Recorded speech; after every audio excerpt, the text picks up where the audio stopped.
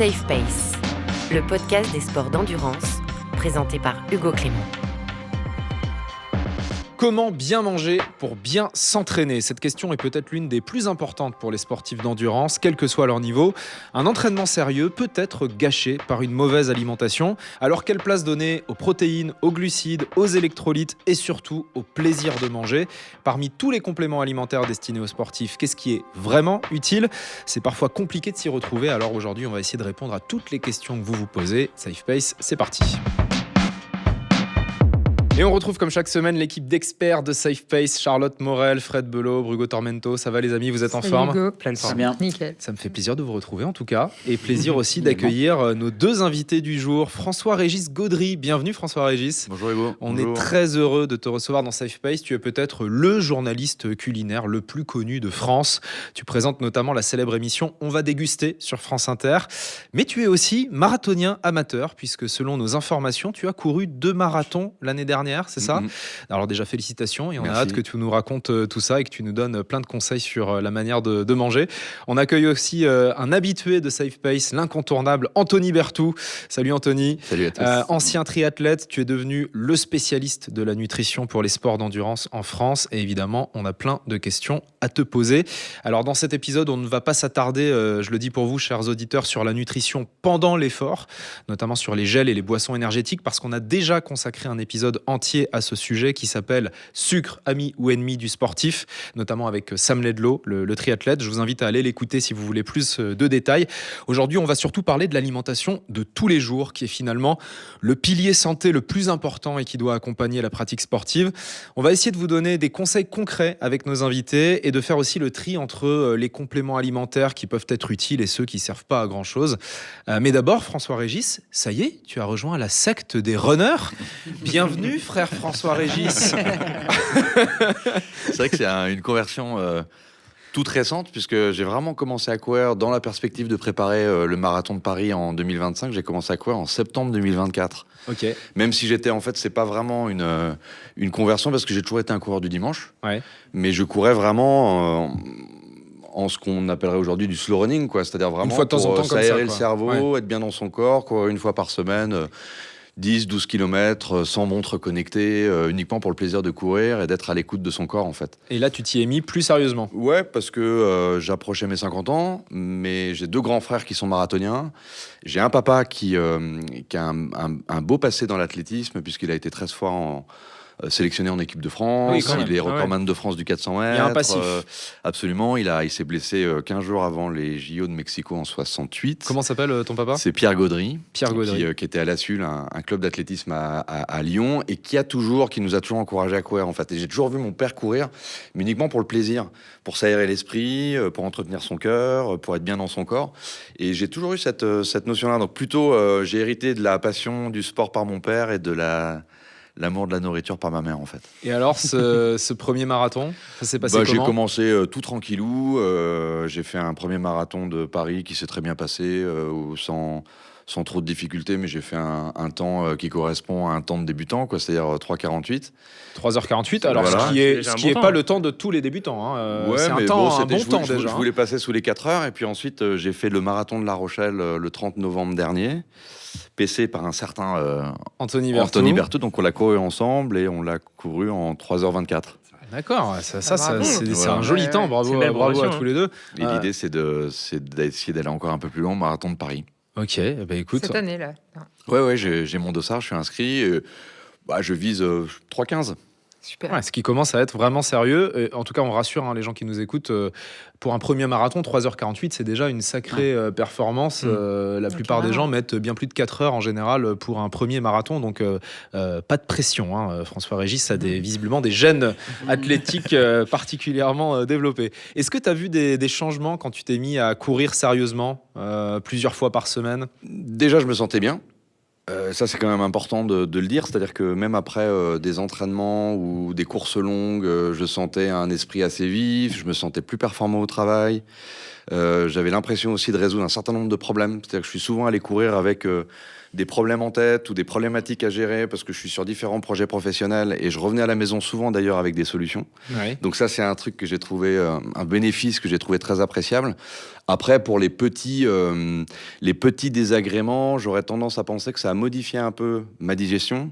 Ouais. On sait que mon métier m'oblige évidemment À manger. pas mal de choses, à aller au restaurant au minimum de 5 fois par semaine. Quel métier difficile. Même si j'ai toujours fait, en fait, j'ai toujours fait super attention parce que je suis pas très, très excessif et je suis plutôt si vous voulez, dans mon métier des chroniqueurs gastronomiques, il y a, on va dire, les bouffeurs et les picoreurs, globalement. Toi, t'es plutôt Et picoreur. moi, je suis plutôt dans la famille des picoreurs, ce qui d'ailleurs... Donc tu goûtes un peu de tout. Je goûte un peu de tout. Je fais en général très attention à mon alimentation. Anthony en sait quelque chose. Je suis très porté vers le végétal. Donc j'y vais toujours mollo, même si je suis pas à l'abri de quelques excès, évidemment. Tu te fais pas des banquets, des Non. festins à chaque fois que tu vas au restaurant, quoi. Non, pas vraiment. En revanche, je peux être confronté au fameux menu en 9 services dans un restaurant 3 étoiles, où là, pour le coup, on sait que on en met un peu trop ou un peu plus que de raison sur son corps. Ça, c'est clair. Ouais. Mais j'ai observé à la fois, quand on court, évidemment, ça stimule quand même l'appétit. Donc, on a tendance à pouvoir manger davantage de sauce, davantage de protéines. Et en même temps, j'ai senti ma digestion légèrement modifiée, dans le sens où je sentais quand même une certaine fragilité. D'accord. Quand t'allais courir. Donc, quand j'allais courir, ouais, je ressentais une petite fragilisation en fait de mon système digestif. J'ai un peu compris, sans doute, tu nous expliqueras pourquoi, mais c'est vrai que il a fallu tenir compte de ce paramètre dans mes sorties gastronomiques. Et est-ce que tu as changé quelque chose du coup dans ta manière de manger depuis Oui, que tu clairement. cours ? En tout cas, après les entraînements, je fais particulièrement attention au délai, c'est-à-dire ne pas attendre trop avant de se nourrir et faire attention à son équilibre en ayant des notions précises de ce que m'apporte mon bol de riz, mes protéines, ce qui sont souvent des œufs ou des sardines, le végétal, les fibres, etc., les quantités. Alors évidemment, j'ai la chance aussi de travailler par ailleurs à la radio avec Anthony Berthoud, qui est un peu mon coach nutrition. Et qui va nous donner tous ses conseils. Mais c'est vrai que du coup, de fait, j'ai forcément modifié mon régime alimentaire pour l'adapter vraiment à mon entraînement, qui peut aller jusqu'à 5 entraînements par semaine, en fait. Que de running, hein, que de running. Et je pratique par ailleurs un truc complémentaire que j'aime beaucoup depuis 10 ans, c'est que je fais beaucoup de yoga. Okay. Je fais 4 heures de yoga par semaine avec une oui. prof qui est géniale, du yoga Iyengar, qui est un yoga assez puriste, qui m'aide à tenir les asanas pendant assez longtemps et que je considère comme vraiment une activité complémentaire, très très bonne, notamment pour la récupération musculaire, je pense. En tout cas, moi, c'est l'effet que je ressens.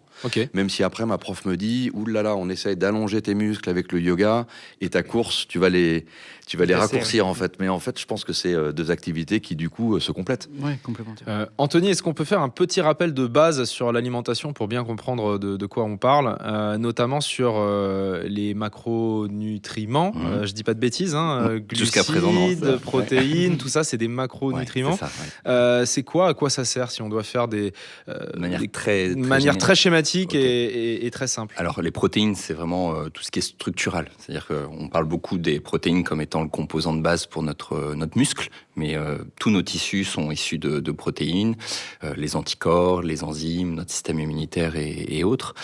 Les glucides, c'est le nutriment du sportif parce qu'effectivement, c'est une énergie qui est rapidement disponible et on le stocke dans 2 endroits, le foie et les muscles. Le foie va nous maintenir notre glycémie, c'est-à-dire notre besoin en glucose entre les repas. Et le glycogène musculaire, c'est ce qui nous permet d'apporter de l'énergie tout de suite quand on a une contraction musculaire. Et par rapport au 3e macronutriment qui sont les lipides, l'avantage, c'est vraiment le côté disponible rapidement. Les lipides, donc, c'est effectivement les graisses, communément, et c'est une source d'énergie qui va être intéressante, mais qui va mettre plus de temps à s'initier. Dans les sports d'endurance ou d'ultra, justement, tout l'enjeu, c'est de maximiser l'utilisation des lipides et de préserver au maximum le stock de glycogène. Et juste petite précision par rapport à ça, au niveau des lipides, il y a des rôles fonctionnels très importants sur le contrôle de l'inflammation, sur la structure au niveau des membranes cellulaires et autres. Donc, sans rentrer dans trop de détails, c'est ne pas stigmatiser les lipides comme simplement une réserve d'énergie. C'est beaucoup plus que ça. On a besoin de ces 3 macronutriments. Si je résume, les glucides, on peut dire que c'est le carburant de la machine. Carburant rapide. Les protéines, c'est la structure de la machine. C'est ça. Et les lipides, c'est la réserve un peu plus lente, mais de la beaucoup machine, plus importante. Le 2e réservoir. Et il y a aussi les micronutriments. Ça, est-ce qu'on peut dire que c'est l'huile dans le moteur, quelque part ? Oui, en partie. Mais c'est aussi une C'est partie quoi du les moteur. micronutriments ? Alors, au niveau des composés à proprement dit, on va retrouver les vitamines. Donc, la vitamine C, la vitamine A, E, les vitamines du groupe B, les minéraux. Donc, le magnésium, le calcium, le potassium, le sélénium, etc. Et ce qu'on appelle les oligo-éléments. C'est-à-dire que c'est des minéraux, mais qui sont présents en toute petite quantité et qui jouent des rôles absolument essentiels. Et puis, d'autres composés qui ne sont pas à proprement dit des micronutriments. Mais par exemple, quand je parlais des graisses et de leur importance, on a ce qu'on appelle les oméga 3. Oméga 3, qui sont des acides gras essentiels. On a après plein de composés qui sont présents dans les aliments, qui ne sont pas des micronutriments, mais qui jouent des rôles très importants. On va revenir sur ça un peu plus tard. Est-ce qu'on peut vraiment se blesser à cause d'une mauvaise alimentation ? Oui, bien sûr. Oui, complètement. Comment ça se passe ? Par exemple, si je mange que des fast-food ou que des pâtes, ou trop gras, trop sucré. Oui, alors il peut y avoir beaucoup d'origines à ça, mais tu vois, ne serait-ce que sur les protéines, par exemple, le fait d'avoir un défaut de protéines fait qu'effectivement, tu vas pas renouveler ton besoin au niveau musculaire, et c'est un facteur de risque de blessure. Donc, avant même de parler de macronutriments, le simple critère calories, justement, qui est important. Tu me fais la passe. On dit souvent qu'il faut manger entre 2000 et 2500 calories par jour en fonction de si on est un homme, une femme, en fonction de l'activité physique. Est-ce que c'est vrai ça ? Est-ce que c'est une moyenne qu'il faut respecter ? C'est une moyenne vraiment à la louche, mais de manière très grossière, parce qu'en fait, tu as des athlètes qui vont s'entraîner plusieurs heures par jour et qui vont avoir des besoins à 4000, 5000, voire davantage en termes de calories. Tu as des gens qui ont ce qu'on appelle un métabolisme de base, c'est-à-dire c'est l'énergie nécessaire pour assurer les fonctions vitales, qui va être bas. Et donc, tu prends 2 sportifs qui font tous les 2 heures par jour. T'en as un qui, avec le même âge, même poids, etc., qui va peut-être en brûler, je dis n'importe quoi, 3007, et l'autre qui va en brûler 2008 ou 4005. Et donc, comment on fait pour savoir ça ? Alors, si on veut être précis, on peut le faire. D'un point de vue expérimental, on a des mesures possibles en milieu. Mais je veux dire, dans la vie de tous les jours, quoi. Non, on ne peut pas. On peut pas savoir. Moi, je peux pas savoir si mon métabolisme il est plus rapide que celui de Fred ou celui d'Hugo. Par empirisme, tu vois, si tu es quelqu'un qui, de nature, va avoir tendance à peut-être perdre du poids facilement, tu sais que tu manges beaucoup plus que la moyenne ou autre. Ouais. Par déduction, on va dire, tiens, lui, il a peut-être un métabolisme de base, alors que tu n'as peut-être pas une activité plus importante. François Régis, plutôt métabolisme rapide, ou tu as tendance à perdre et prendre du poids rapidement ou... Plutôt rapide, en tout cas comme ça que je le perçois. Je peux manger beaucoup, j'ai pas l'impression de prendre beaucoup de poids. En revanche, je peux en perdre assez facilement, et je m'en suis rendu compte d'ailleurs avec la course, parce que depuis que je cours, c'est-à-dire depuis presque 2 ans, je me rends compte en fait que mon poids moyen est descendu de quelques kilos. Tu comptes les calories par jour que tu manges ? Non, pas vraiment en fait. Ça, je le fais un peu de manière empirique. En fait, j'essaie de me fier à mon appétit, surtout après un entraînement un peu intense. Mais c'est vrai que pour le coup, je ne vais pas jusqu'à comptabiliser les calories. Est-ce qu'il faut différencier les jours où on fait beaucoup de sport, d'activité physique, et les jours où on est plus sédentaire, et adapter son alimentation ? Par exemple, est-ce que quand je vais faire 2 heures ou 3 heures de sport dans une journée, je peux manger ce que je veux sans limite, et le lendemain, par contre, manger moins parce que je vais faire moins de sport, ou c'est pas comme ça que ça marche ? Ça serait comme ça serait un peu plus facile, mais tu as déjà une augmentation de l'appétit qui est inhérente à ton entraînement. Donc après, c'est variable. En course à pied, on a l'onde de choc mécanique liée à la foulée qui fait que notre système digestif, il est quand même un peu fragilisé. On a d'autres mécanismes, notamment le fait qu'on a une baisse d'irrigation sanguine au niveau du système digestif pendant l'effort. Donc on n'a pas forcément très faim tout de suite après la séance. Moi, j'ai tout de suite très faim après une séance. Et c'est OK, en fait. Mais tu vois, quand tu nages... J'ai faim tout le temps. Il dit, non mais, vous avez vu comment on est traité ici ? Il dit comme ça dans sa barbe, t'as faim tout le temps. C'est un fait.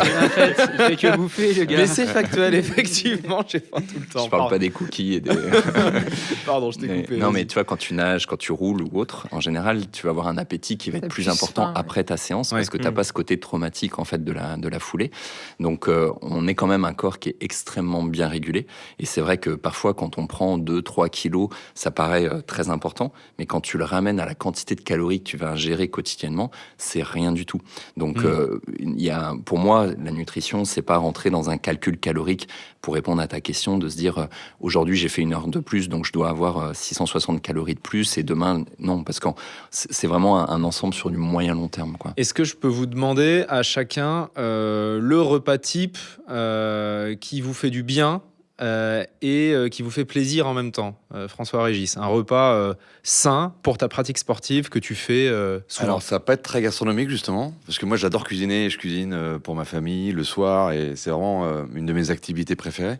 Mais sinon, après un entraînement, j'aime, par exemple, un grand bol de riz blanc bio qu'on a bien rincé. Sinon, il peut y avoir petit danger. Ah bon ? Arsenic, ouais. Il faut bien rincer son riz ? Ouais.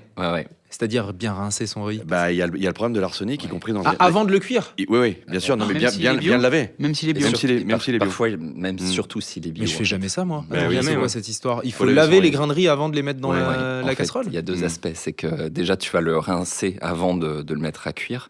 Et puis, tu vas le cuire dans un grand volume d'eau. Parce qu'en fait, il y a malheureusement beaucoup d'arsenic dans le riz. Et le bio n'épargne pas le problème en soi. C'est vraiment très lié aux zones géographiques, aux saisons également. D'accord. Et donc, par contre, si tu le rinces bien et tu le mets dans un grand volume d'eau, tu vas éliminer à peu près 70-80% de la teneur en arsenic. Ouais. Il faut du coup éliminer tout ce qui est rice cooker alors. Et ben voilà, historique. Non, mais le rice cooker, ça n'empêche pas. Moi, j'ai un rice cooker et qui fait Tu le rinces avant. une cuisson de riz basmati absolument parfaite. Simplement, tu rinces ton riz jusqu'à ce que l'amidon s'échappe, en fait. Ouais. Et ensuite, tu le rinces normalement À l'eau chaude avec tes doses d'eau. Non, à l'eau tiède, à l'eau normale du Du coup, robinet. t'as pas le volume d'eau. Je mets un petit mais quand même, parce que malheureusement, tu vas quand même garder l'arsenic, parce que t'en enlèves une partie D'accord. par le Bah fait alors là, de passer à l'eau. Mais J'apprends un truc. Moi, j'ai jamais rincé mon riz Ouais. de toute ma vie. Bon, bref, donc rincez rincez votre riz, les amis. Rincez votre riz avant de manger votre riz. Une Bon. belle portion de riz blanc en taille bio que j'arrose abondamment. Enfin, abondamment.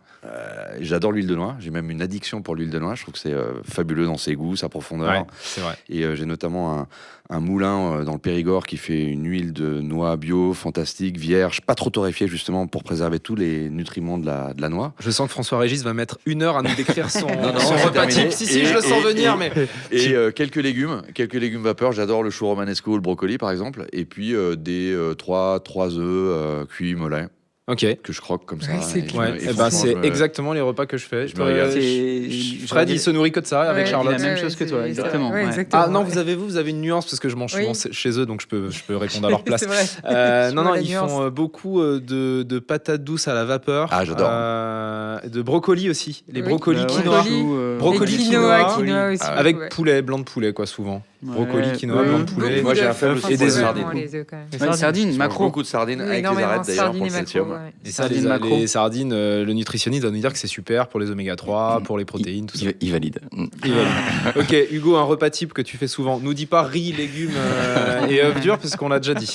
La petite variante, c'est que moi, le riz, je sais pas pourquoi, j'ai pas le réflexe d'en faire, donc je préfère le boulgour à la place. Mais D'accord. je fais exactement le même menu. Ok. Mais avec Ok. du boulgour. Bon, en même temps, si vous m'aviez répondu des frites bien grasses avec un steak haché industriel, je me serais étonné. Les protéines, puisqu'on en parle, et notamment les œufs, quelle quantité de protéines il faut par jour à peu près si on doit modéliser un truc généraliste, quoi, pour quelqu'un qui fait du sport, Pour un sportif. pour ouais. un sportif. Ah, ça dépend du type Pas de... forcément de haut niveau, hein, un Ouais, sportif amateur qui fait un peu de sport dans sa vie. C'est-à-dire, ça dépend du type de sport et puis de la fréquence et puis de la charge d'entraînement, mais globalement 1,3 g, 1,5 g, c'est bien. Par kilo de poids de Par corps. kilo, ouais, pardon, par kilo de Donc, poids si je corporel. fais 70 kilos, ça fait combien?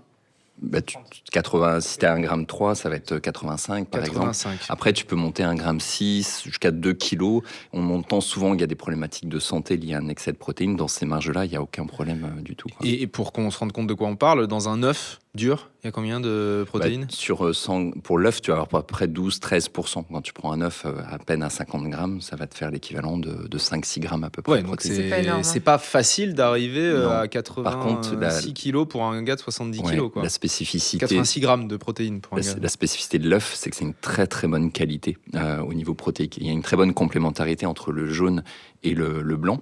Et c'est pour ça qu'on parlait du jaune mollet ou coq. Il faut pas mettre le jaune à la poubelle. Parce que pendant Eh ouais. longtemps, on nous a dit ça. Pendant longtemps, on nous disait... Et oui, J'en connais un autour de cette table qui ne mange pas le jaune de l'œuf. N'importe quoi.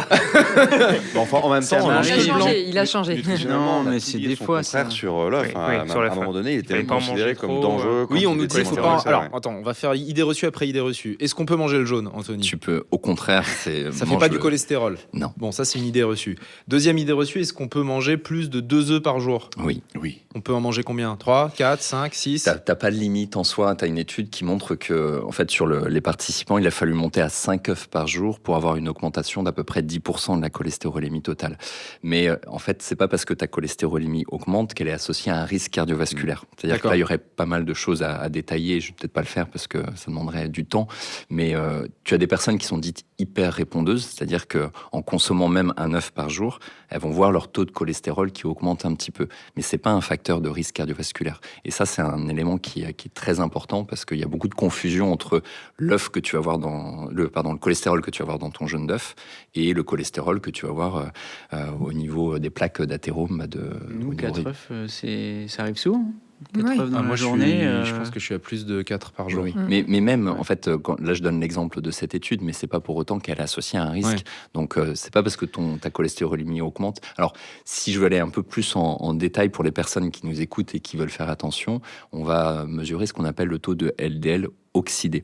Lui, c'est un marqueur de C'est risque. via une prise de sang, du coup. Oui, Qu'on mais un peut peu plus contrôler ça. spécifique, parce qu'en général, ton médecin généraliste, il va doser le taux de HDL et de LDL, Donc, ce qu'on appelle le bon, entre guillemets, et le mauvais, entre guillemets, Voilà. cholestérol. à tort, parce que c'est une vision un peu À trop tort. simpliste des choses. Si on veut effectivement avoir une évaluation un peu plus précise, on dosera ce qu'on appelle les anticorps anti-LDL oxydés. Point important, le petit-déj. Alors, le petit-déj, on sait que c'est un repas très important, surtout quand on va faire du sport ensuite. Qu'est-ce que tu manges au petit-déj, François-Régis ? Tu Rien. manges pas au petit-déj ? Non. Comment ça ? J'ai jamais réussi à avaler un petit-déj, en fait. Mais donc, tu... À de rares exceptions. Si j'ai très très peu mangé la veille, il peut m'arriver de manger quelque chose au petit déjeuner. Et à ce moment-là, c'est souvent du salé d'ailleurs. Ouais. Mais la plupart du temps, en fait, je saute le petit déjeuner. Et donc, tu manges pour la première fois à Je midi. dîne assez tôt, je déjeune. En général, je déjeune au restaurant. Je suis souvent en tournage. Là, je mange par obligation et par plaisir aussi, hein, évidemment. Le parce que- pistolet sur la tempe, oui, on, Non. on a Je l'image, voulais- on a l'image. La Évidemment. tartine. Mais Mange par la contre, c'est vrai que le petit déjeuner, j'ai longtemps culpabilisé d'ailleurs. C'est toi qui m'as fait déculpabiliser sur le fait de sauter le petit déjeuner parce que j'ai jamais été client du petit déjeuner. Ah, mais pourtant, on dit qu'il faut surtout pas sauter le petit déjeuner, Anthony. En fait, il n'y a pas de règle. Hein. Ouais, il n'y a pas vraiment de règle. Alors, si on est puriste, effectivement, il ne faut pas oublier qu'on est des mammifères diurnes, c'est-à-dire qu'on est fait pour bouger le jour et pour dormir la nuit, et on est dépendant d'un rythme biologique qu'on appelle le rythme circadien. Si on veut optimiser cet aspect, on a plutôt tendance, effectivement, à manger le matin, mais surtout à s'arrêter de manger assez tôt. En fait, plus que la question de se dire est-ce que je prends un petit déjeuner ou pas, c'est est-ce que je respecte un temps suffisant entre la fin de mon repas du soir et mon repas du lendemain. Et là, idéalement, c'est au moins 12 heures. Donc, c'est-à-dire finir de manger peut-être à... Ok. Je parle de l'idéal parce qu'on a tous nos Donc, contraintes. si on mange à 20h, en gros, faut pas prendre son petit-déj avant 8h. Voilà, idéalement. Après, c'est de la théorie, parce qu'en fonction des contraintes de chacun, ça va changer, bien sûr. Mais quand on a évalué justement les bénéfices du jeûne intermittent, modèle 16-8, les personnes qui vont jeûner pendant 16 heures, notamment en ne prenant pas de petit Moi, ça déjeuner, correspond à ça, en fait. Ouais. Ouais. là, on voit sur cette notion de rythme circadien, on a plutôt des bénéfices. Donc, en clair, pour les personnes qui prennent un petit déjeuner, c'est très bien, il ne s'agit absolument pas de l'enlever. Par contre, la qualité du petit déjeuner va être très importante. Mais les personnes qui sont Alors, qu'est-ce mieux... qu'on mange au petit-déj idéalement ? Des croissants, du jus d'orange. Alors, Et puis, oui, t'oublies c'est pas la ça, j'allais dire, confiture parce qui qu'en va avec. en Voilà. France, le petit déjeuner français, les viennoiseries, le jus ça. d'orange, C'est cata. le beurre, Ouais. les confitures, Ça dépendra. j'imagine que c'est pas l'idéal, quoi. Ouais, ça dépend comment tu places ta séance d'entraînement, justement. Est-ce qu'on parle d'un petit déj classique et tu t'entraînes pas après? Est-ce que tu t'es entraîné avant? Bah, Il y a les pas deux, mal de les deux. Alors, les deux options. Petit déj classique. Alors, on va mettre 3 configurations. C'est Ok.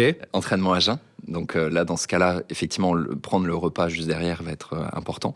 Et tu vas charger un peu plus en protéines, justement, parce qu'il y a eu une utilisation un peu plus forte à ce niveau-là, d'avoir des glucides. Donc ça peut être un pain, mais un pain de qualité. Un pain au levain. Ça Pas peut du être... pain blanc Exact. de supermarché, quoi. Voilà, c'est ça. Le côté levain, et puis après la qualité de la farine. Donc des épeaudes, de petites épeaudes, plutôt complets si au niveau digestif on le supporte bien, parce qu'on a parlé un peu de cette fragilisation possible.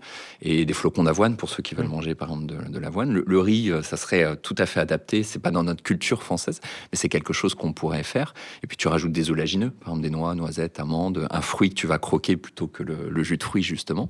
Et là, l'intérêt, c'est qu'on profite de ce qu'on appelle la fenêtre métabolique après l'entraînement à jeun. Donc, c'est un moment qui est optimal. Si tu t'entraînes plutôt en fin de matinée, dans ce cas-là, tu feras peut-être attention à avoir un peu moins de glucides, parce que le risque, c'est d'avoir un pic de glycémie dans la matinée, ce qui n'est pas un problème en soi, mais tu as des personnes qui sont un peu plus fragiles et au sens sensible à la glycémie, ça sera plus juste. Et surtout, la plupart des personnes qui mangent beaucoup de féculents, c'est-à-dire qui mangent beaucoup de pain, beaucoup de céréales, ne mangent pas de protéines, de graisses. Donc le fait d'avoir beaucoup de protéines, de graisses, de fibres, ça te permet d'avoir une satiété et puis une glycémie qui est stable dans la matinée. Donc concrètement, 1 ou 2 œufs à la coque, avec pareil une poignée d'oléagineux, un fruit, et puis tu rajoutes éventuellement un petit peu de pain de qualité si tu le souhaites. J'ai pas parlé d'ailleurs des protéines avec l'entraînement à jeun, j'ai oublié, mais bien sûr c'est un critère très important. Et si par contre tu t'entraînes peu de temps après ton petit déjeuner, ça dépend là aussi du type de sport. Si tu es sur un sport porté comme le vélo, tu peux te permettre de continuer à digérer entre guillemets et puis commencer à faible intensité. Si tu fais une séance à pied, surtout en fractionné, à haute intensité, le risque c'est que tu fasses ressortir ton petit déjeuner assez vite. Après, c'est ce qu'on appelle voilà. je parle sous le contrôle de Charlotte, notre spécialiste nutrition à SafePace, mais c'est ce qu'on appelle le gut training, c'est-à-dire l'entraînement de l'estomac, s'entraîner à faire une séance juste après avoir mangé. Moi, je prends mon petit déjeuner tous les matins. Et je peux pas m'entraîner sans petit déj. Franchement, m'entraîner à jeun, je déteste ça. Et du coup, je me suis adaptée. Je pense que je me suis entraînée justement à prendre mon petit déj et à partir courir juste après. Et ça me pose aucun problème. Ouais. Mais je pense que c'est un avantage aussi sur longue distance, sur que ce soit Ironman, Ultra Trail, d'être capable de manger, s'alimenter et de courir tout de suite après. Et c'est ce qu'on appelle effectivement le gut training, c'est-à-dire l'entraînement intestinal, s'habituer à s'alimenter et à s'entraîner juste derrière, quoi. En fait, la question de l'intensité, c'est un critère qui est hyper important. C'est-à-dire qu'effectivement, si tu as faible intensité ou autre, tu peux te permettre effectivement Après, il faut consommer un petit déj qui est facile à digérer. Pour le coup, nous, on mange des flocons d'avoine, un fruit, et puis on essaie d'avoir une portion de protéines, mais plutôt... Ça dépend des fois. Il y a des fois... Ah non, moi, mon petit déj, c'est toi, toujours le non, même. toi, non. Mais lui, là, à côté, là... Comment ça Hein voilà, vas-y, balance. Tu manges jamais des pancakes avec un peu de trucs sucrés dessus? Ah oui, mais ça, c'est quand il y a des pancakes. Déjà. S'il n'y a pas de pancakes, déjà, ça solutionne le problème. Non, mais je pense que quand tu es habitué à digérer rapidement, franchement, ça se fait bien. Ouais. Et alors moi, du coup, j'en profite. C'est mon avantage d'animateur. Je peux faire valider mon petit déj par Anthony Berthoud.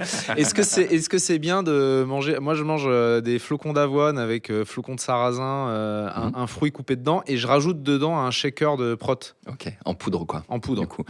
Bonne idée ou pas? Oui, dans l'absolu. Alors, oui et non. Forcément. Oui, dans le côté quantité, c'est-à-dire que tu auras ta quantité de protéines. En plus, ça dépend du type de protéines que tu auras, mais en général, c'est des protéines qui sont plutôt digestes.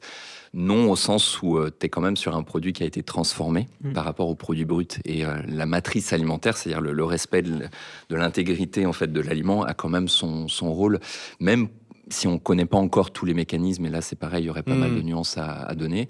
Donc si tu veux couvrir ton besoin en protéines, plutôt que de ne rien prendre, oui, bien sûr, ça sera adapté.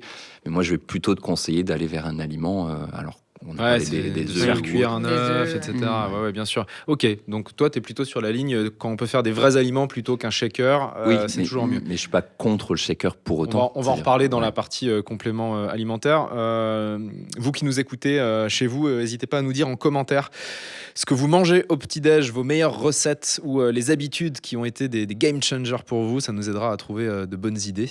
Et si vous êtes en train de courir, vous pouvez le faire en rentrant à la maison, il n'y a pas de problème. Le jeûne intermittent, ça c'est un truc dont on parle beaucoup. Bonne ou mauvaise idée pour les sportifs? Du coup, François-Régis, toi tu le fais un peu naturellement, parce que tu sautes le petit-déj. Un jeûne intermittent, ouais. Mais bonne ou mauvaise idée? Je vais te répondre les deux. Comme toujours. Qui est chiant cet Anthony Berthoud, il répond toujours les deux. Il nuance en permanence. Oui et non. Voilà, exactement. Non, le critère numéro 1, c'est ton apport calorique. C'est-à-dire que le risque de beaucoup d'athlètes qui vont faire du jeûne intermittent, ce qu'on appelle l'ATR plus techniquement, c'est-à-dire l'alimentation en temps restreint, c'est qu'ils couvrent pas leurs besoins caloriques. Et là, effectivement, c'est un problème. Mais c'est pas un problème de jeûne intermittent, c'est un problème de charge calorique. Et là, il y a beaucoup de confusion sur les réseaux, etc. C'est pour ça que je me permets un peu le oui et non. Mais dans l'absolu, si tu couvre ton besoin calorique, macro, micronutritionnel sur le laps de temps où tu manges. Au contraire, on a plutôt un léger bénéfice. C'est pour ça que je parlais du rythme circadien, si je rentre dans un peu plus de nuances, justement. Mais j'insiste beaucoup parce qu'on entend, encore une fois, on en parle beaucoup. C'est une question avant tout de quantité, macro, micro et calories, quoi. Est-ce qu'on peut être végétarien quand on fait beaucoup de sport d'endurance ? C'était le sujet de... Alors exactement, tu peux nous répondre rapidement, mais si vous voulez approfondir le sujet, je vous renvoie à l'épisode qu'on a consacré déjà à cette question. Ça s'appelle « Peut-on être marathonien et végétarien ?» C'est un épisode de Safe Pace avec toi, Anthony, et avec Thibaut Barognan, le trailer. C'est dispo sur les plateformes, mais en la quelques réponse, mots. elle est oui, évidemment, quoi. Avec quelques précautions, comme là, on a parlé de la charge calorique pour le jeûne intermittent. Effectivement, pour la personne qui va être végétarienne, avoir assez de calories. On a parlé des oméga 3, qui est aussi un critère important parce que les personnes vont être sujettes à plus de déficits. Mais... Donc la réponse, elle est oui, avec juste des petites précautions nutritionnelles. Donc dans ce cas-là, d'être accompagné par un professionnel qui permet de cadrer le truc au début, et puis après, une fois qu'on a les réflexes, c'est OK. François-Régis, est-ce qu'il y a des aliments que tu proscris complètement de ton quotidien, que tu consommes jamais ? L'alcool, les sodas, je crois les pouvoir bonbons. dire que les produits ultra transformés n'ont jamais fait partie de mon alimentation. Ok, donc Je les ai, barres je les ai énergétiques. boutés, hors de mon régime. Ouais. Pas de Alors, barres les barres énergétiques. énergétiques, il y a certaines barres, quand elles sont faites de façon propre, sans gros mots sur l'étiquette, je peux m'autoriser des barres protéinées, etc., quand elles sont bien faites, biologiques, etc. Mais je veux parler de ces produits ultra transformés, bourrés d'additifs, de conservateurs, d'émulsifiants, de tous ces additifs dont on connaît les effets délétères sur notre santé, en fait. Donc les sodas, par exemple, c'est pas... Ah non, jamais. Jamais de soda. Jamais de soda. De l'alcool, de temps en temps, mais avec mesure. Je le fais notamment en termes esthétiques, en goûtant certains vins, etc. Ça fait partie évidemment de mon métier et je prends plaisir à ça.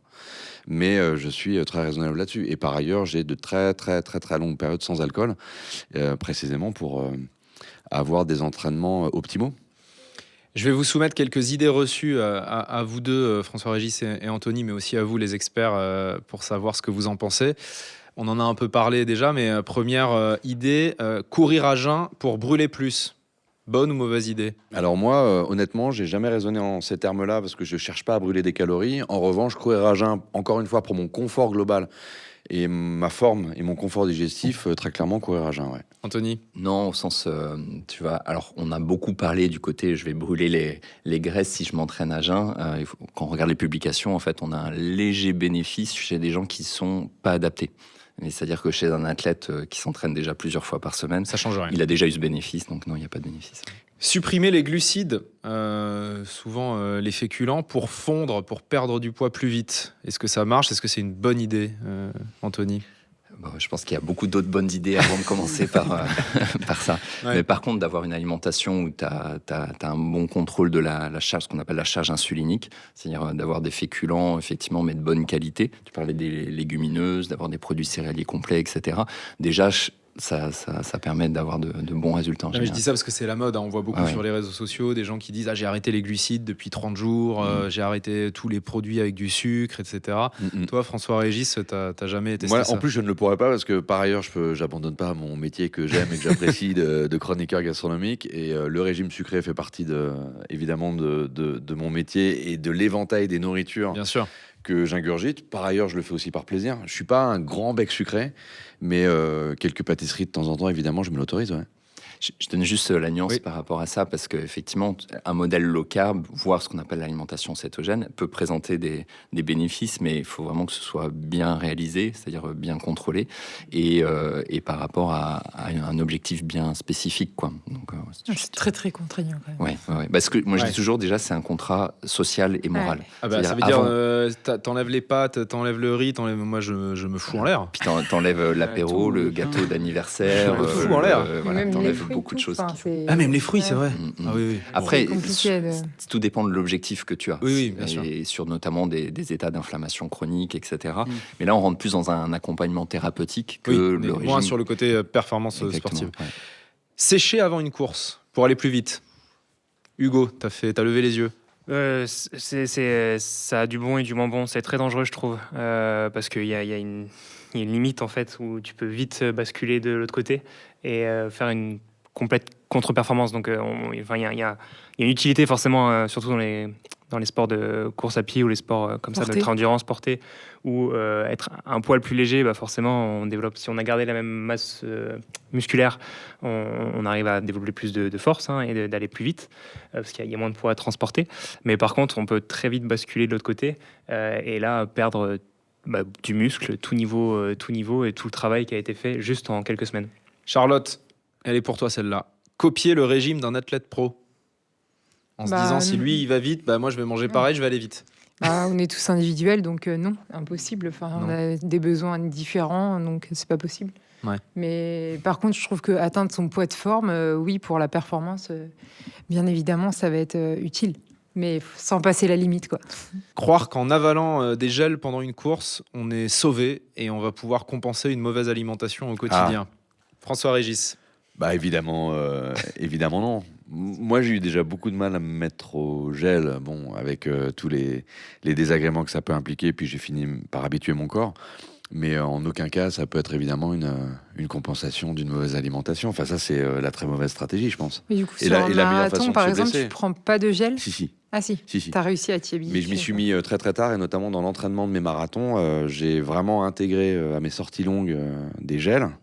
De façon très très tardive, quoi, un peu à la dernière minute. Et puis en fait, le jour J, ça s'est très bien passé, je les ai très bien supportés. Et on était revenu dans l'épisode sur le sucre avec Sam Ledlow, sur aussi les dérives de cette surcharge de sucre pendant les entraînements, avec la mode de prendre de plus en plus de gel pendant les entraînements. Et Sam lui-même alertait sur les inconnus au point de vue médical et les risques que ça faisait peser, notamment sur les dents, la santé dentaire, notamment sur le foie, etc. Quoi. Anthony. Ça rebondit sur la question de est-ce que j'applique le modèle d'un pro, c'est-à-dire que autant chez un athlète qui a entraîné, qui a optimisé tous ces facteurs, on va effectivement aller chercher le détail et on va regarder quelle est la capacité maximale de glucides qu'on peut apporter toutes les heures.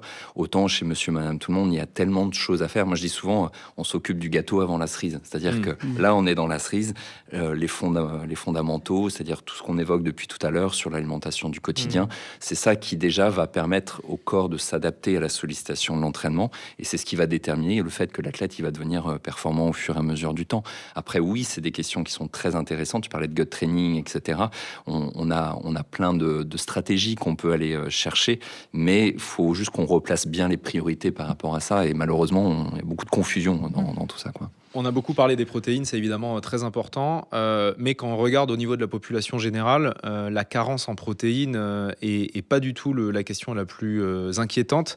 La carence dans la population générale, c'est beaucoup plus en fruits et légumes frais, d'où les campagnes qu'on connaît tous de sensibilisation sur manger 5 fruits et légumes frais par jour, etc.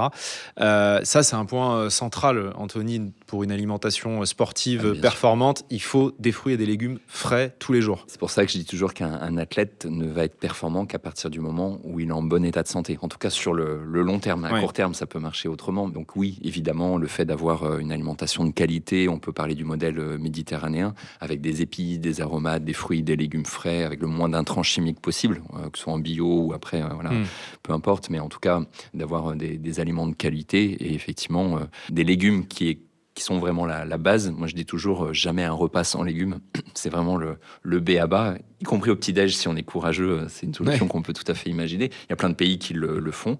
Et puis le fruit, là aussi, on a un peu cette peur aujourd'hui du fruit parce qu'il apporte du sucre, etc. Alors que là aussi, il y a plein d'autres choses à regarder avant d'aller restreindre la personne à consommer des fruits. Donc oui, bien sûr. François Régis, toi, tu accordes, je crois, beaucoup d'importance dans ton travail à la cuisine végétale, à comment donner du plaisir aux gens à travers la cuisine des fruits et des légumes.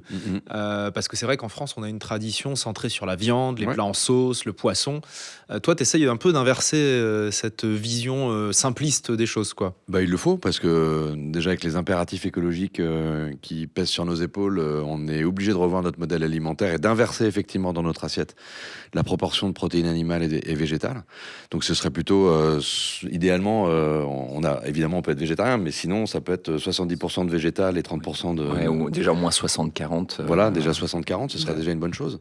Mais pour la santé Au-delà de l'écologie d'ailleurs. Oui, et puis surtout, faire passer le message que la cuisine des légumes, alors moi j'ai pas de mérite parce que j'ai été éduqué comme ça par une maman qui avait à cœur de fournir un vrai équilibre alimentaire à la table familiale et qui vraiment a exploré toute la diversité des fruits et légumes, mais je pense que c'est en plus une vraie source de plaisir en fait. Pour peu qu'on sache un peu les cuisiner, très franchement, autrement qu'une cuisson à la vapeur, même si elle est très intéressante, il y a énormément de stratégies culinaires qui permettent de mettre en avant les fruits et les légumes. Et cet aspect plaisir, il est vraiment central et je tiens à ce qu'on en parle quand même dans cet épisode parce que quand on est dans une logique sportive de performance, c'est vrai qu'on peut avoir tendance à voir l'alimentation simplement comme un entraînement comme un autre finalement et à délaisser un peu ce côté plaisir de l'alimentation. Et enfin moi je parle pour moi, mais c'est vrai que moi la bouffe ça reste, comme le disait Fred, un plaisir. Quand je m'entraîne, je suis content de savoir ensuite que je vais pouvoir aller faire un bon repas. Ça fait partie de la motivation pour le sport.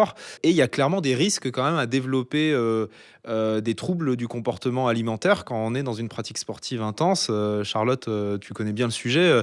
On peut devenir obsédé par ces questions d'alimentation et occulter complètement le plaisir de manger, quoi. Ouais, complètement. Il peut y avoir des dérives, comme disait Hugo. On peut franchir une limite parce que on se voit progresser quand on s'affûte. On veut aussi optimiser ses performances. Donc c'est vrai qu'on n'est plus trop dans le plaisir de s'alimenter, mais plus dans le carburant, l'optimisation de tout, du poids, du contrôle. Voilà. On va faire un focus parce que c'est important sur les compléments alimentaires. Évidemment, énorme mode des compléments alimentaires, explosion de la consommation en France et dans le monde entier. Il y en a pour tous les goûts. Il y a des compléments évidemment sur les protéines, la protéine en poudre, la créatine, le collagène, les électrolytes, les vitamines. Qu'est-ce qui est vraiment utile et qu'est-ce qui est gadget ? On va essayer d'y voir un peu plus clair. Qui se supplémente là autour de la table déjà en complément alimentaire ? Alors moi, tout le monde, sauf Fred. Si. Tout le monde, voilà, tout le monde. C'est après, quoi vous prenez quoi vous ? La quantité, si tu prends 5, 10, 20, 30 gélules par jour, ou si de temps en temps le côté pratique des protéines en poudre fait que le matin c'est plus facile que faire cuire des œufs. Quand tu transpires beaucoup l'été, tu fais attention à avoir une boisson d'effort avec des électrolytes ou à prendre des électrolytes après l'entraînement. C'est plus ça, quoi. C'est quoi les indispensables selon toi, Anthony, quand on est sportif, des compléments alimentaires ? Déjà, est-ce qu'on peut s'en passer ? Tu sais ce que je veux dire. Vas-y. Ça dépend, forcément. Il va dire, alors ça dépend. Est-ce qu'on peut s'en passer ? Ça dépend. Non, mais en plus, je suis sérieux sur le sujet. C'est-à-dire que l'idée de se dire, à partir du moment où tu manges varié, équilibré, t'as pas besoin de compléments, c'est une idée complètement fausse. C'est-à-dire qu'on peut absolument pas prédire à travers le contenu de ton assiette quel va être ton devenir au niveau cellulaire et quel est ton besoin spécifique. En fait, les besoins nutritionnels, notamment micronutritionnels, ils sont évalués selon ce qu'on appelle une courbe de Gauss, qui va, on va dire, évacuer les personnes, 2,5% des populations qui ont des besoins inférieurs, 2,5% des populations qui ont des besoins supérieurs. Donc ça veut dire que ça fait déjà quelques millions de personnes qui ne vont pas être concernées par les recommandations théoriques qu'on va donner.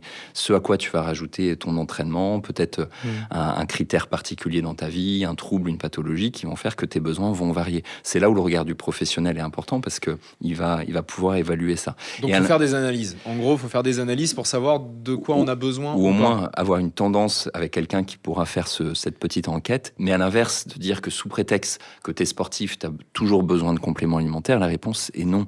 T'en prends, François-Régis, tu prends quoi, toi ?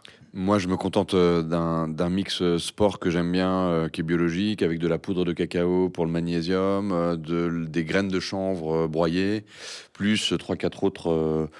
mais ça s'arrête là, en fait. Alors, je parle sous votre contrôle, vous allez me dire si je dis n'importe quoi. Moi, ce que j'avais retenu, c'est qu'en gros, il y a 3 grandes catégories de compléments qui, globalement, conviennent plus ou moins à tout le monde, parce que, globalement, tout le monde est un peu carencé sur ces micronutriments-là. Il y a le magnésium, ouais, ça j'en prends. Où, en gros, la majorité de la population est en carence de magnésium. Il y a la vitamine D, notamment l'hiver, où, encore une fois, une grande majorité de la population est carencée en vitamine D, et il y a les oméga 3. C'est ce que j'avais retenu, on va dire, de toute la famille de compléments. Sous le contrôle d'Anthony, peut-être le fer, notamment chez les femmes, les personnes végétariennes ou véganes. Ouais. Et sinon, on est bon? On est plutôt pas mauvais ou pas? Magnésium, oméga 3, j'étais obligé de vitamine D, répondre, fer. forcément. Alors, je sais ce que tu vas me dire. Ah Tu oui. vas me dire, ça dépend des Oui, cas. mais là, c'est important. Non, mais pour le coup, c'est important. Alors, le magnésium, oui, j'ai envie de dire, effectivement, plus de 80% déjà de la population en manque. La vitamine D, c'est déjà une problématique de mode de vie plus que de nutrition. Je vais vite. Les oméga 3, le problème, c'est que la qualité des oméga 3 peut être fortement altérée quand tu prends des capsules d'oméga 3, ce qu'on appelle la peroxydation de ces oméga 3. Et parfois, il y a moins de bénéfices que de désavantages en soi.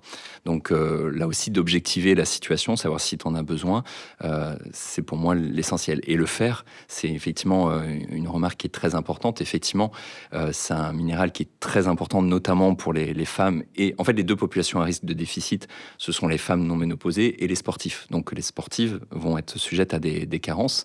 Par contre, apporter du fer alors que tu n'es pas en déficit est vraiment à éviter. C'est-à-dire jamais de complément alimentaire à base de fer si tu n'as pas objectivé ta situation, ton déficit. Non seulement parce que le fer est ce qu'on appelle pro-oxydant, donc je ne vais pas rentrer dans trop de détails, mais c'est plutôt quelque chose qu'on va éviter. Et aujourd'hui, on sait qu'on a des régulateurs, si je simplifie, notamment une molécule qui s'appelle l'hepsidine, qui fait que si tu apportes du fer alors que tu n'en as pas besoin, tu vas diminuer en fait ton assimilation et tu crées une sorte de cercle vicieux qui fait que effectivement là ça peut poser problème. C'est pour ça que la prise de sang est quand même nécessaire avant de se supplémenter. En tout cas pour le fer, clairement la réponse elle est oui. Pour le magnésium, globalement le magnésium plasmatique c'est pas du tout un bon reflet du statut, donc ça dépendra. C'est pour ça que je suis très normand. Bien sûr, dans ma mais réponse, ce qu'on peut dire pour les gens qui nous écoutent, c'est que globalement, avant de prendre des compléments alimentaires, si vous en avez la possibilité, c'est bien de faire des analyses, notamment sanguines, accompagnées par un nutritionniste pour savoir si vous avez des carences et, le cas échéant, comment les traiter, quoi. Mais de pas faire ce que font beaucoup de gens, c'est-à-dire de l'automédication, d'aller à la pharmacie, d'acheter plein de compléments alimentaires parce qu'ils ont vu les pubs, de les prendre sans savoir ce qui... Sans en avoir besoin. Sans forcément en avoir besoin. Tu n'as pas forcément besoin d'une analyse de sang pour tout, mais effectivement, le professionnel, lui, va déjà dégrossir un petit peu les choses.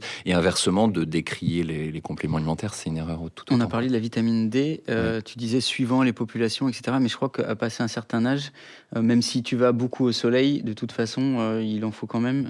Ah oui, alors là, je parlais des besoins théoriques qui sont définis, mais effectivement, plus tu avances dans l'âge, moins tu métabolises en fait cette vitamine D. Donc globalement, pour la plupart de la population, effectivement, on est en situation de déficit, mais là aussi, on a des études qui montrent que si tu apportes de la vitamine D alors que tu n'es pas en situation de déficit, tu crées, pour simplifier, une contre-régulation qui va diminuer ta propre synthèse. Donc en fait, les choses sont beaucoup plus subtiles qu'on a tendance à l'évoquer souvent, et c'est pour ça qu'une analyse plus précise est quand même importante, quoi.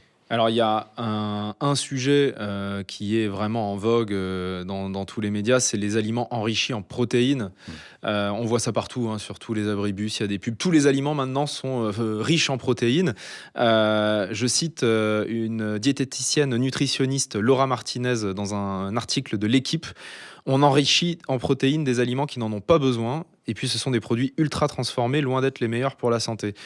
Il y a une part de bullshit dans cette vogue des aliments enrichis en protéines, Anthony ? Il y a un besoin de fond qui est nos besoins en protéines. Et effectivement, on en a parlé, notamment chez l'athlète, on a des besoins qui sont quand même assez importants. Et c'est ce que tu disais, ça peut être difficile à couvrir, notamment si on est végétarien, etc. Donc, ça peut avoir un intérêt, mais pour autant, effectivement, de le démocratiser à tout le monde. Il faut savoir qu'en moyenne, alors je dis bien en moyenne, la population française, elle couvre ses besoins en protéines. Mais c'est une moyenne, ça veut dire que tu as beaucoup de personnes qui couvrent pas du tout leurs besoins, d'autres qui en mangent peut-être trop, mais de là à supplémenter systématiquement tous les aliments courants, déjà pareil, avec un minimum de pédagogie alimentaire, on pourrait largement faire en sorte que les personnes couvrent leurs besoins en protéines avant d'aller supplémenter. François Régis, toi qui as le palais fin, comment tu fais pour trouver du plaisir dans la nutrition sportive ? Parce qu'on est quand même souvent sur des choses moins goûtues, moins élaborées. Oui, mais justement, c'est ça qui m'intéresse en fait. Ouais. C'est l'approche plus brute. Moi, je suis souvent en face je vois les triple axel et les saltos arrière des chefs qui font des assiettes très sophistiquées avec des équilibres de saveurs, des jeux de textures très importants et très complexes. Et l'idée de revenir justement à une alimentation un peu plus primitive avec des produits bruts, c'est justement pour moi une vraie source de plaisir. D'abord, ça me change un peu de mon quotidien. Parce que l'essentiel de mon alimentation, quand je vais au restaurant, évidemment, c'est d'être C'est très confronté travaillé, à ces exercices culinaires qui sont particulièrement travaillés, avec des cuissons très spéciales, des jus, des aliments surprenants parfois que je ne connais pas. Et l'idée de revenir à un bon riz bien sourcé, à des protéines de qualité cuisinées le plus simplement du monde, à de bons légumes vapeur. Parce que moi, la cuisson vapeur, pour moi, c'est certainement la cuisson qui respecte le mieux le goût du légume. Ça, c'est important. J'insiste là-dessus. C'est important que tu le dises. Les modes de cuisson, ça joue aussi sur la qualité des aliments. Évidemment. Et donc, toi, tu dis, le plus possible, faites cuire vos aliments à la vapeur. Mais oui, mais c'est comme l'œuf. Moi, l'œuf, je me contente. Ma façon préférée de manger l'œuf en termes de goût, et je crois aussi en termes de qualité nutritionnelle, c'est l'œuf mollet ou l'œuf dur pas trop cuit.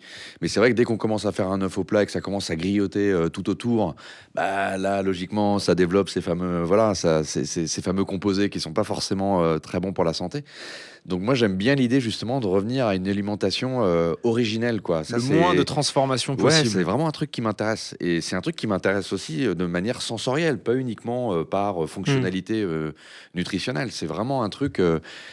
et c'est un truc un peu égoïste parce que pour le coup, il y a aussi ça. Il y a mes repas en famille où je fais tester. Moi, je teste beaucoup de recettes. J'en tourne aussi pour ma radio, etc. Donc évidemment, ma famille, mes 2 filles, ce sont un peu mes cobayes. Je leur fais tester des recettes que j'ai mis parfois pas mal d'heures à cuisiner. Et qu'on peut retrouver sur tes réseaux sociaux. Absolument. Je le dis pour nos auditeurs, Et là, s'ils veulent des idées de recettes, c'est sur tes réseaux, notamment sur Instagram. C'est ça, merci. Mais c'est une espèce de plaisir collectif ou familial. Et en revanche, ma nourriture à moi, quand je me nourris après justement un entraînement, etc. Et là, c'est un truc un peu plus personnel et un peu plus individuel. C'est mon truc à moi et c'est finalement un très bon sas de décompression. Est-ce que tu es de l'école, il vaut mieux manger une orange que faire un jus d'orange avec plusieurs oranges? Ah ouais. non, mais je veux dire, moi, l'orange, je suis même capable de manger la peau quand elle est bonne et qu'elle est bio. Ah, tu manges la peau des oranges? Ça va loin quand même. Non, il y a certaines oranges, notamment des oranges de Sicile, des Tarocco, etc., dont la peau est très agréable. Et moi, j'aime beaucoup. À ne pas faire avec les oranges des cultures intensives qui viennent d'Espagne. Ah, ça, c'est sûr. Non, j'ai bien précisé qu'il fallait qu'elles soient non traitées. Ouais. Et par ailleurs, les agrumes, de manière générale, je trouve que c'est un monde absolument passionnant. Où j'essaie d'explorer, y compris en goûtant des pépins, etc. Enfin, ça, c'est un truc d'explorateur du goût qui m'intéresse, quoi. Ouais. Ce qui me passionne, c'est que même avec une peau d'orange, il te donne envie d'y aller. C'est incroyable. Juste pour finir sur ces compléments alimentaires, est-ce qu'il y a des produits qui sont vraiment inutiles, que tu vois passer sur les réseaux sociaux ou à la télévision et qui sont vraiment à proscrire parce qu'ils peuvent comporter des risques ou tout simplement parce que c'est une arnaque? Déjà, typiquement, tu sais, les multivitaminiers, les multiminéraux, c'est de se dire je mets tout dans une capsule et j'espère comme ça je couvrirai mon besoin. En général, tu peux potentiellement te retrouver avec des minéraux qui vont être délétères. C'est l'exemple du fer si tu n'en as pas besoin. Et tu n'auras pas de quantité suffisante pour combler le déficit dans le minéral ou la vitamine spécifique dont tu es carencé. Donc, c'est pas un problème de sanitaire, de risque pour la santé. C'est effectivement souvent des éléments qui sont inutiles. En fait, tu as beaucoup de compléments avec parfois 10, 20, 30 micronutriments. Alors 30, ça sera compliqué, je caricature quand je dis ça, mais c'est là, en général, des qualités qui sont plutôt pas terribles, et puis des quantités qui sont pas suffisantes. Donc c'est plutôt ça qu'un côté dangereux ou autre, quoi. Est-ce que c'est vrai qu'il faut pas du tout associer le fer avec les vitamines? J'ai lu ça. Alors, t'as la vitamine oui ou non, C. c'est vrai ou pas? C'est vrai ou pas? Alors, mais c'est là où c'est intéressant. Je suis désolé, je suis toujours un peu compliqué dans le truc, mais si tu associes du fer avec de la vitamine C, dans un complément alimentaire, effectivement, la vitamine C à l'état libre va favoriser l'oxydation du fer. Donc ça, on va plutôt l'éviter. Par contre, quand c'est dans la matrice alimentaire... Donc dans les vrais aliments. Exactement. Là, on a plutôt un effet de synergie. C'est pour ça que je parle de cette notion de matrice qui est très importante. Et tu parles du côté originel et de préférer les aliments. Pour plein de raisons, encore une fois, qu'on ne connaît pas forcément, on sait que l'organisation structurelle de l'aliment joue un rôle. Donc, les compléments alimentaires ne remplaceront jamais, exactement, jamais une alimentation avec des produits bruts de qualité. Ça remplacera jamais. Mais ils peuvent avoir tout à fait leur place à un moment donné par rapport à un besoin spécifique et parfois à très forte dose. Mais c'est à bien distinguer du côté alimentaire. François-Régis, est-ce que tu peux nous donner une idée de recette particulièrement bonne, qui te vient en tête comme ça, et qui peut être intégrée dans une routine sportive après un entraînement ou Mais moi, ce que j'aime souvent faire, après les entraînements ou de manière générale pour me nourrir, c'est d'associer une bonne céréale à une bonne légumineuse. Et quand tu regardes toutes les civilisations culinaires, tu te rends compte que partout, du Mexique avec l'association des haricots et de la tortilla de maïs, le couscous avec l'association de la céréale avec le pois chiche, en Inde, la lentille avec le riz, tu obtiens un combo non seulement très intéressant nutritionnellement et assez complet, et en plus, c'est une source de plaisir avec un jeu de consistance qui est intéressant. Moi, je me fais souvent association de lentilles, j'adore la lentille verte du Puy. Quand elle est bio, elle bénéficie d'une appellation d'origine protégée, donc vive la lentille, c'est d'ailleurs une très belle source de fer. Ouais. Avec, encore une fois, un bon riz, par exemple. Et puis, j'y ajoute, alors ça paraît assez bête, mais un assaisonnement avec une belle huile. Alors, l'huile de noix, c'est un peu mon obsession, mais ça peut être une belle huile d'olive, évidemment. J'aime beaucoup le tamari, qui est cette version de la sauce soja, mais sans protéines de blé. Donc, on est uniquement pur soja, pour ceux qui notamment mangent sans gluten. Et puis après, on y ajoute, alors moi, ce que j'aime beaucoup aussi, de préférence évidemment en saison, c'est tout l'éventail des herbes aromatiques, quoi. Pour moi, quand vous ciselez de la coriandre, de l'estragon, du persil, un peu de basilic en saison, tout de suite ça apporte un relief et une intensité à votre plat qui est un vrai plaisir. Et puis j'ajoute, moi j'aime bien me faire des bols comme ça uniques, et puis j'y ajoute aussi des amandes ou un autre oléagineux. Alors on évite les noix de cajou pour des raisons notamment écologiques, mais en tout cas des noisettes et éthiques bien sûr, mais des noisettes, des noix, des amandes. Des noix du Brésil, je prends vraiment mon pied avec ça. Ouais. Alors c'est intéressant parce que tu as du sélénium. J'ai eu peur, j'ai cru que tu allais me répondre. Alors, oui et non. Mais figure-toi, j'ai pas fini. Je peux lui dire n'importe quoi. Il va me dire. J'ai plus jamais été invité. Donc alors, c'est quoi le problème avec les noix du Brésil? Allons-y. C'est son avantage, c'est-à-dire le sélénium. En fait, l'excès de sélénium n'est pas bon pour autant. Alors, en général, non, mais c'est là où il y a une caricature de la noix du Brésil. C'est-à-dire que souvent, on te dit, tu manques de sélénium, mange 3 noix du Brésil, tu auras tout ce dont tu as besoin. Ça te fait marrer. Mais par rapport à ça, en fait, ça dépend beaucoup du type de sol. C'est-à-dire que tu as des noix du Brésil qui ont très peu de sélénium, et tu en as effectivement où tu manges une seule noix du Brésil et tu as parfois 50-70% de tes besoins. Donc la personne qui va manger 10-20 noix du Brésil par jour, elle se retrouve effectivement avec des taux de sélénium qui peuvent être problématiques. Mais ça, on ne peut pas le généraliser parce que ça dépend beaucoup. Alors ça m'amène une question avant de passer la parole à Charlotte qui va nous donner son kit de survie nutritionnel. Mais c'est très révélateur l'échange qu'on a là, c'est que parfois on se dit... Qu'est-ce qu'on se prend la tête avec l'alimentation? Et en fait, quand on commence à réfléchir à chaque aliment, à chaque ingrédient, les pour, les contre, on peut devenir vite fou, quoi. On ne sait plus quoi manger, en quelle quantité. Alors, même les noix du Brésil, entre elles, c'est pas les mêmes, il n'y a pas la même quantité, donc ça peut être bien ou pas bien. Et parfois, on a juste envie de se dire... on se lâche la grappe et puis on mange équilibré, des aliments sains, locaux, et on essaye de faire avec ça, quoi. Et c'est vrai que de tout intellectualiser, au bout d'un moment, ça peut être très lourd, quoi. Enfin, je sais pas ce que t'en penses, François-Régis. C'est un jeu, et en même temps, c'est particulièrement anxiogène. C'est vrai que le choix de ces produits, c'est un truc... Et puis, il y a un autre problème plus global à l'échelle de la société française, c'est que je pense qu'on est en déficit d'information et de formation dès l'école sur l'équilibre nutritionnel, l'équilibre alimentaire. Moi, je suis hypersensible, évidemment, au plaisir gastronomique, à la qualité, le soyeux d'une belle sauce, etc. Mais je pense qu'il faut, par ailleurs, apprendre à nos enfants. Et là, pour le coup... ça pêche un peu du côté de l'éducation nationale. Il faut vraiment les éduquer à l'équilibre alimentaire. Je crois que c'est vraiment un levier de santé et de longévité. Et à la cuisine et à la transformation des produits bruts. Exactement. Moi, je plaide souvent pour des cours de cuisine à l'école. On me regarde avec des grands yeux comme si j'étais fou. Mais c'est vrai que ça passe par là, quoi, de savoir transformer les aliments, se faire à manger soi-même plutôt que d'acheter des choses qui sont déjà ultra transformées. C'est la base de l'alimentation saine. Ça commence par l'amélioration aussi du menu de nos cantines scolaires. Ça, c'est un autre sujet. Charlotte, alors pour les auditeurs réguliers de Safe Pace, j'ai pas besoin de le dire, mais pour ceux qui nous découvriraient avec cet épisode, Charlotte est un peu notre spécialiste nutrition. Tu as suivi une formation nutrition sportive, en plus d'être athlète de haut niveau, et elle vous veut du bien, Charlotte Morel.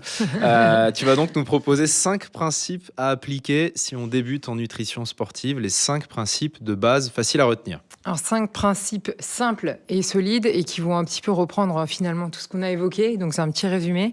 Mais le premier conseil que j'avais retenu pour vous, sportifs d'endurance, c'est déjà de manger de manière équilibrée, suffisante et variée dans le quotidien avant d'aller chercher des gels, des compléments, etc. Donc c'est exactement ce qu'on vient de dire, hein, manger des aliments bruts, non transformés, des fibres à chaque repas, manger des macronutriments dans les bonnes proportions et déjà ça couvrira la majorité des besoins. Le deuxième point, c'est penser au carburant. Avoir suffisamment d'énergie, c'est-à-dire avoir un apport de glucides suffisant dans les repas au quotidien, mais aussi pendant l'effort. Donc ça, c'est vraiment le carburant, ça fait partie c'est la source d'énergie principale hein, pour s'entraîner, pour faire une compétition. Donc c'est le deuxième point. Le troisième, donc, c'était ne pas oublier les protéines pour la réparation musculaire, pour tout simplement améliorer sa récupération. Donc en avoir suffisamment toujours dans son alimentation au quotidien. Et les deux derniers points, donc c'est de tester sa nutrition de course à l'entraînement et pas d'attendre la compétition ou la semaine d'avant pour tester votre stratégie nutritionnelle. Parce que là, il peut y avoir des catastrophes. Donc voilà, donc ça c'est vraiment quelque chose qui se travaille bien en amont pour la valider au niveau de digestibilité, au niveau apport énergétique et tout. C'est un vrai entraînement en fait, la nutrition On a parlé du gut training, voilà, donc l'entraînement intestinal, donc c'est vraiment prendre cette habitude de s'alimenter pendant l'effort. Et le dernier et cinquième point, on n'en a pas trop parlé, mais c'est l'hydratation. Pensez à s'hydrater suffisamment tout au long de la journée et aussi pendant l'effort. Donc, avec de l'eau, hein, ça va de soi. Bien sûr, pas des sodas. Le vin rouge n'est pas conseillé, par exemple. L'alcool, malheureusement, je ne vais pas vous conseiller de prendre de l'alcool, mais voilà, s'hydrater vraiment suffisamment tout au long de la journée. Et pendant l'effort aussi, avoir un apport d'électrolytes, donc c'est-à-dire de minéraux. Parce que dans la sueur, on a la perte de la transpiration, on a de la perte de sueur, d'eau, donc, mais aussi de minéraux. Donc, avoir un apport d'électrolytes pour compenser tout ça. Bon, ça va être l'heure de l'interview tapis. Alors, il se trouve que les conseilleurs ne sont pas les payeurs, puisque et François Régis et Anthony Berthoud sont blessés. Moi, je l'ai déjà fait. Ont des petits bobos. Et tu as déjà fait l'interview tapis, c'est Et vrai? moi, honnêtement, c'est pas une manière de me défiler, j'aurais adoré la faire. C'est quoi ton petit bobo, si c'est pas indiscret? J'ai le TFL inflammé, mais je suis en fin d'inflammation, mais il vaut mieux être... TFL, c'est pas le bon sujet. Ouais. C'était un peu chaud. J'ai mal à l'extérieur du genou, en fait. Hein. C'est un muscle dont j'ignorais l'existence. Après, on va parler d'essuie-glace, etc. On va pas aller titiller ton syndrome des essuie-glaces. Voilà, désolé. Et donc, tu échappes pour cette fois-ci à l'interview tapis. Il faudra que tu reviennes dans Safe Pace pour passer cette épreuve. Et c'est donc une de nos experts, en l'occurrence Charlotte Morel, qui va se prêter à l'exercice. On a eu beaucoup de demandes en commentaire des précédents épisodes de gens qui voulaient que les experts de Safe Pace fassent l'interview tapis. Et bien aujourd'hui, c'est Charlotte Morel, interview tapis. On va griller des calories. Ils se sont passés le mot aujourd'hui. Allez, c'est parti. Comme ça me fait plaisir de te voir sur ce tapis, Charlotte. Avec son air sadique. Oui, tu trouves? Non, mais non, tu es très bien sur ce tapis de notre partenaire Care Fitness. Je te rappelle, mais tu le sais, que le tapis monte à 25 km/h et qu'on peut mettre de la pente en plus. Donc, on va pouvoir s'amuser. Pas besoin de te rappeler les règles. Non, ça va aller. Chaque mauvaise réponse, la vitesse augmente. C'est parti? C'est parti. Allez. François-Régis Gaudry, ici présent, a participé au marathon de La Rochelle l'année dernière. À ton avis, quel temps a-t-il fait? 3h24 avec Anthony Berthoud. Quelle bonne mémoire, on l'a dit dans l'épisode. 3h24 et 54 secondes. Il a largement amélioré son record du marathon de Paris qui était de 3h48. Oh là là. Allez, question suivante. Quels sont les 3 plats qui représentent le mieux la gastronomie française selon les Français? C'est un sondage Ipsos pour le guide Michelin. T'es pas obligé de me les donner dans l'ordre, hein. Tu peux me donner les 3 dans le désordre. Un bœuf bourguignon. Bonne réponse. Bœuf bourguignon. Un cassoulet. Oui. Bonne réponse, le bœuf bourguignon, le cassoulet. Je pense pas, mais... j'aurais dit raclette, parce qu'on est en hiver, allez. Non, c'était la blanquette de veau. Ah oui, bah oui. Le bœuf bourguignon, le cassoulet et la blanquette de veau. Franchement, t'en as 2 sur les 3, c'est déjà pas mal, mais on passe quand même à 10 km/h. Et dans le top 10, on avait aussi, pour info, la choucroute, le confit de canard et la raclette, effectivement, mais qui n'était pas dans le top 3, elle est dans le top 10. Quel est le plat préféré de Hugo Tormento? Du riz avec des œufs, il a dit tout à l'heure, non? Non, ça c'est le repas sportif d'Hugo Tormento. Ouais, bon. Le repas préféré, le repas coquin, le repas coupable d'Hugo Tormento, c'est le gratin de ravioles. Ah ouais, ok. On augmente, on passe à 11 km/h. Quel micronutriment est essentiel au transport de l'oxygène? Le fer. Le fer, bonne réponse. Le fer est indispensable car il entre dans la composition de l'hémoglobine, la protéine des globules rouges qui transporte l'oxygène des poumons vers les muscles, Monsieur Gaudry. Et oui, qu'est-ce que la lipolyse? La consommation de graisse. Allez, c'est accordé, c'est la libération des graisses stockées pour faire de l'énergie pendant l'activité physique. Bravo. Tu as participé à l'Ambraman en 2016. L'Ambraman, c'est un triathlon à longue distance. Ouais. Qui a remporté la course en 2025 chez les femmes et en combien de temps? Emma Bilam. Non, Non. Alanis Siffer, Ah oui. triathlète suisse de 23 ans. Elle a remporté la course chez les femmes en 10h28 et 19 secondes, 19e au scratch. C'était quoi ton temps, toi? 10h48. 10h48. 20 minutes de plus, ce qui était déjà très très Il solide. y a 10 ans. Il y a 10 ans. Sans les chaussures carbone? Sans les chaussures carbone. Sans les chaussures carbone. Allez, on passe à 12 km/h. Dans quel club suisse est-elle licenciée, Alanis Siffer? Trisuto. Non. C'est pas un club. Homme of Triathlon Saint-Moritz. On passe à 13 km/h. Eh oui, c'est chaud. Eh oui, c'est chaud, François-Régis. C'est qu'elle va monter jusqu'à 24, elle. Saint-Moritz a déjà accueilli les Jeux Olympiques d'hiver. C'était en quelle année? Je fais appel à mon mari. Ouais, tu fais appel à ton mari. 2010. Ouais, bon, ok, bon, laisse tomber. 1928. 1928, on passe à 14 km/h. C'était la première fois que les JO se tenaient en Suisse, d'ailleurs. Allez, question suivante. On est à 14 km/h. Edgar Gros-Piron est le président du comité d'organisation des JO Alpes françaises 2030. Mais il a aussi été champion olympique. De quelle discipline et en quelle année? Ski de boss. Ski de boss, parce que François-Régis te l'a soufflé. Ok, et en quelle année? Les JO d'Albertville. JO d'Albertville. Non, mais si vous lui dites Ouais, toutes non, les je sais réponses. pas. Alors, si Sincèrement, vous dites je toutes sais les pas, réponses à donc, voix haute à côté d'elle, C'est Anthony Berthaud. c'était en 1995. Non, c'était en 92. Les JO d'Albertville en 92. Edgar Gros-Piron, champion olympique de ski de boss. On passe à 15 km/h. En 2025, lors du marathon des Alpes-Maritimes qui relie Nice à Cannes, qui était le premier Français? J'en sais rien. Laurent Yardin, ou Yardine, je ne sais pas comment on prononce. En 2h21 et 33 secondes, il est arrivé 4e de la course. On passe à 16 km/h. Tu as été championne de France de triathlon longue distance en 2017. Est-ce que tu te souviens de ton temps? Ah oui, Je forcément. dirais 4h26. 4h26? Ouais. Non, tu étais un peu plus lente. 4h35 et 43 secondes. Dans le détail, tu as nagé 39 minutes 49 secondes, tu as roulé en vélo 2h33,08 et tu as couru 1h22 et 46 secondes. On passe à 17 km/h. Qui a remporté l'Ironman d'Hawaï 2025 chez les femmes et avec quel temps? Bonne réponse. Le record de France de semi-marathon chez les femmes a été battu il y a quelques mois. 1h12. Non, beaucoup moins. Combien? C'était combien? 1h06. 1h08 et 20 secondes. J'augmente pas si tu me donnes le nom de l'athlète qui a battu ce record. Franchement. Alessia Zarbo, en 1h08 et 20 secondes à Valence en octobre 2025. Elle a couru à une allure moyenne de 3 minutes 14 au kilomètre pendant 21 km. On est à 18 km/h. Qui est le chef préféré des Français? Le chef cuisinier préféré des Français selon... François-Régis Gaudry. Non, c'est pas François-Régis Gaudry. Selon une étude Ipsos et du guide Michelin en 2025. Ron Arbelès. Non, Non, c'est pas ça. Cyril Lignac. On passe à 19 km/h. Est-ce que tu peux nous épeler le nom du chef Philippe Etchebest en une fois et sans erreur? Je peux pas. On passe à 20 km/h.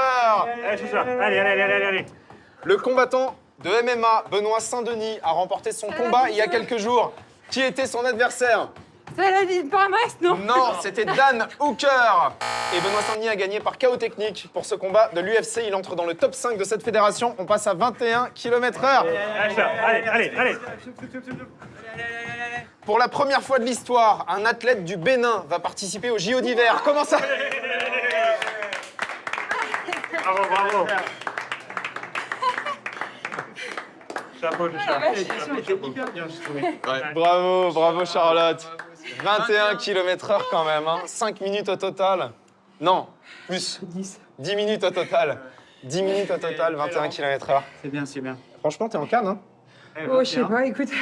Tu vois à quoi t'as échappé, François-Régis? Ouais. Merci d'avoir fait ma doublure. Je me serais arrêté avant. J'ai pas été très bonne sur les réponses. Moi aussi, quand même. t'as été excellente, C'était- franchement, bravo. Parce que 21 km/h, c'est le record de l'interview Ouais. tapis féminin. Merci. Le record féminin de Safe Il y avait une Pace. équipe supporter de Et il y avait du sacré niveau sur les interviews tapis précédents, Ouais. Faudrait voir notamment le nombre de bonnes Blandine réponses. Hirondelle. Donc, non, Je franchement. me permettrai pas de dire que j'ai battu Blandine quand même. Écoute, en tout cas, c'est un record en termes de vitesse, mais peut-être que tu as donné moins de bonnes réponses et donc tu es monté plus vite, on ne sait pas. Mais c'est un record en termes de vitesse, donc félicitations. Merci. Merci beaucoup, François-Régis, Merci d'être beaucoup. venu dans Safe Pace. C'était un plaisir de t'avoir. Merci Anthony Berthoud, Merci. puits de science éternelle sur la nutrition et l'alimentation. Ça Donc, dépend. franchement, c'était. Ça dépend. Ça dépend. Oui et non. Ça dépend. Oui et non. Mais en tout cas, c'était comme d'habitude passionnant et vous êtes les bienvenus quand vous voulez. Merci à vous, l'équipe. Et puis, moi, je vous dis à très vite pour un prochain épisode de Safe Pace. Bye bye.